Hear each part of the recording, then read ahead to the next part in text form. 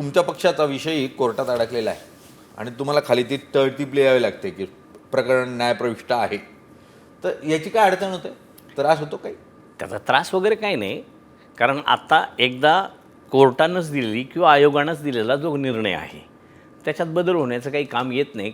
कारण आयोगसुद्धा कोर्टाप्रमाणेच योग्य न्याय देत असतं.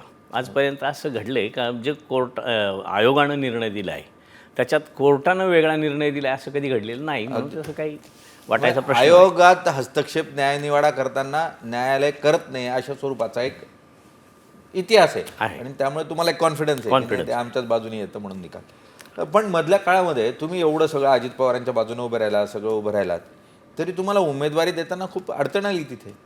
नाही, अडचण म्हणून तशी तर फार नाही आली, पण शेवटी कसंही कोणी असेल तरी एक काही ठराविक प्रमुख नेते सोडता प्रत्येकाला वाटतं का एक टर्म झाली, दुसऱ्या टर्मला थोडंसं अडचणीचं वाटतं, तिसरीला परत थोडी अडचण जास्त वाढते, चौथीला तर एकदमच वाढते. आणि माझी टर्म होती आत्ताची चौथी.